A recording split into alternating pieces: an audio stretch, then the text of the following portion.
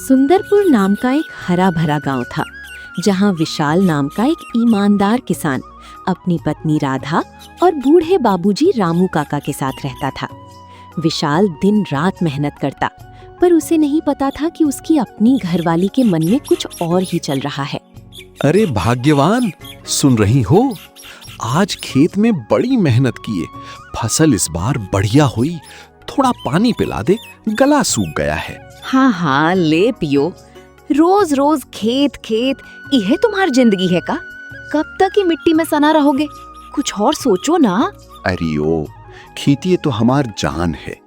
ईमानदारी से कमाई कर रहे हैं, भगवान का दिया सब कुछ है, तो काहे परेशान होती है?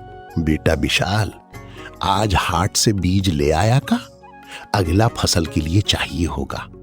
और राधा बहू, बेटे का ख्याल रखा कर, दिन भर का थका हारा आता है।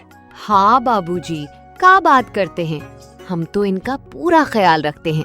आप चिंता न करो, जाइए आराम कीजिए। उसी शाम गांव के बाहरी रास्ते पर राधा की मुलाकात ठाकुर बलवंत के बेटे कौशल से होती है, जो शहर से नई गाड़ी लेकर लौटा था। कौशल की चमक दमक देखकर राधा के मन में लालच का बीज पनपने लगता है। अरे राधा भाभी, इतनी दूर अकेले कहाँ जा रही हो? बैठो, गाड़ी में छोड़ देते हैं तुमको। ये गांव में पैदल चलना अच्छा नहीं लगता हमको। अरे नाना, ठीक है, हम चल लेंगे, पर गाड़ी तो बड़ी बढ़िया है तुम्हारी। शहर से लाए का? हाँ भाभी, शहर से ही लाए हैं। हमारे पास तो ऐसी कई गाड़ियां हैं, तुमको पसंद आए तो कभी घुमा दें, बस एक बार बोल देना। उस दिन के बाद राधा और कौशल की मुलाकातें धीरे धीरे बढ़ने लगी। राधा को कौशल की दौलत और ठाठ भाठ लुभाने लगी, जबकि विशाल को इसकी भनक तक नहीं थी। विशाल के साथ रहकर तो जिंदगी भर मिट्टी में सनना पड़ी। कौशल के पास तो पैसा ही पैसा है। काश हम भी ऐसी जिंदगी जी पाते। वो काका के विशाल साथ भाई, रहता था। कल हाट जाना है विशाल ना? दिन रात जल्दी सो मेहनत जाइयो, करता, सुबह पर जल्दी उसे निकलेंगे। नहीं पता था कि उसकी काय, अपनी सब घरवाली ठीक के तो मन है में ना घर कुछ में? और ही चल रहा है। बढ़िया है मोहन भाई, राधा है, बाबूजी हैं, खेती बाड़ी है, और क्या चाहिए जिंदगी में।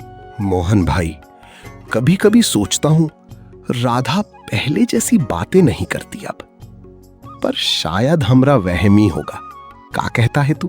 भाई, औरत का मन समझना आसान नहीं होता। बस इतना ध्यान रखियो, कोई भी बात हो हमको बता दीजियो, हम हमेशा तुम्हारे साथ हैं। तुम दोनों की दोस्ती देखकर मन खुश हो जाता है। ऐसी ही दोस्ती जिंदगी भर निभाना बेटा, ये सबसे बड़ी दौलत है। विशाल को अपनी सीधी साधी जिंदगी से पूरा संतोष था, पर उसे नहीं पता था कि उसकी अपनी घरवाली के मन में एक खतरनाक साजिश पनप रही है, जो आगे चलकर उसकी पूरी जिंदगी बदल देगी। कौशल, हमको ही विशाल के साथ अब नहीं रहना। बड़ा गरीब आदमी है, जिंदगी भर मेहनत मजूरी ही करता रहेगा। तुम कुछ रास्ता निकालो ना। राधा, चिंता मत करो, अगर विशाल रास्ते से हट जाए तो तुम सीधे हमारी हवेली में रानी बन के रहोगी। बस हमारा साथ दो, बाकी हम संभाल लेंगे। पर ये कैसे होगा? विशाल तो गांव में सबका चहेता है, कोई शक भी कर लिया तो हम दोनों फंस जाएंगे। सुनो, गांव के पीछे जो पहाड़ी है ना, वहां ले जाना है विशाल को। बोलना कि कोई खजाना मिलाए देखने चलो, फिर हम दोनों मिलकर। राधा का दिल कांप तो गया, पर लालच ने उसकी आंखों पर पट्टी बांध दी थी। उसने कौशल की भयानक योजना मान ली और घर लौट आई, जैसे कुछ हुआ ही न हो। अरे भाग्यवान, आज इतनी देर कहाँ हो गई? बाबूजी पूछ रहे थे, तबीयत तो ठीक है ना तेरी? चेहरा क्यों उतरा हुआ है? अरे कुछ नहीं जी, बस पड़ोस की चाची से बतिया रहे थे, इसलिए देर हो गई। आप खाना खाओ, हम परोसते हैं। बेटा विशाल, मुझे तो राधा बहू का व्यवहार कुछ दिनों से अजीब सा लग रहा है। ध्यान रखियो, औरत का मन कब बदल जाए पता नहीं चलता। ना बाबूजी, ऐसी कोई बात नहीं है। राधा हमारा साथ छोड़कर कहीं नहीं जाएगी। आप बेकार में चिंता करते हो। उसी रात राधा ने विशाल से अगले दिन पहाड़ी पर चलने की बात कही और एक झूठी कहानी बनाई, जिसने विशाल के मन में जरा भी शक पैदा नहीं होने दिया। सुनिए जी, कल गांव की औरतें बता रही थीं कि पहाड़ी के पीछे कोई पुराना खजाना गड़ा है। चलो ना देखने, शायद हमारी किस्मत खुल जाए। अरे वाह, चल भाग्यवान, देख ही लेते हैं। वैसे भी कल खेत में ज्यादा काम नहीं है, सुबह जल्दी निकल चलेंगे। पहाड़ी वाली बात तो कुछ अजीब लग रही है। विशाल भाई को कुछ बता दूं या पहले खुद जाकर देख लूं? मन नहीं मान रहा। मोहन के मन में शक का कीड़ा कुलबुलाने लगा। उसने तय किया कि कल वो भी दूर से विशाल और राधा का पीछा करेगा। अगर हमरा शक सही निकला तो विशाल भाई की जान खतरे में है। कल सुबह जल्दी उठकर पहले ही पहाड़ी की तरफ निकल जाएंगे, चुपके से।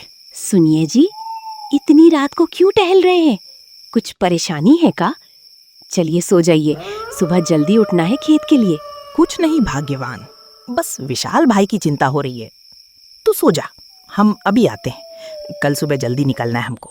अगली सुबह विशाल और राधा पहाड़ी की तरफ निकल पड़े। मोहन भी चुपचाप उनके पीछे पीछे चल दिया। उसका दिल किसी अनहोनी की आशंका से धड़क रहा था।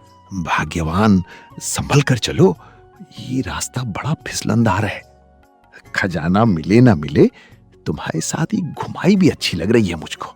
हाँ जी, बस वो किनारे तक चलना है। वहीं बताया था औरतों ने कि खजाना गड़ा है। थोड़ा और आगे आइए।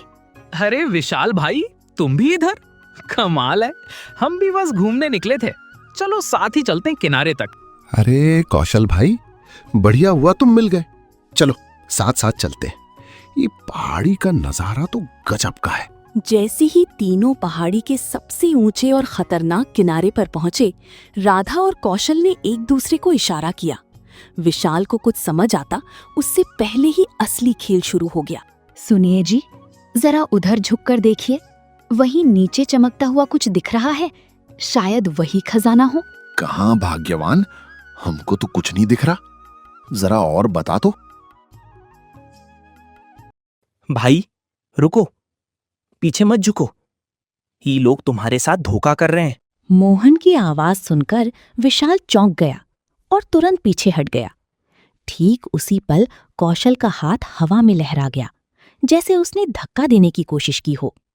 विशाल के पैरों तले जमीन खिसक गई। ई का हो रहा है? मोहन, तू ऐसा काहे बोल रहा है?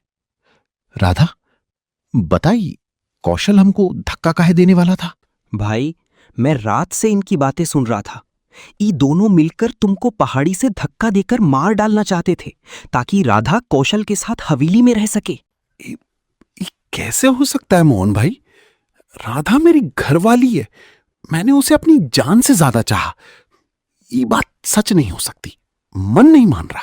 जब दोनों को ये बात पता चलती है कि ये सच बात है, तो राधा और कौशल दोनों वहां से भाग जाते हैं। और ये कहानी अच्छा लगी हो तो दोस्तों लाइक, शेयर, कमेंट्स करके जरूर बताएं, ताकि हम आपके लिए ऐसी कहानी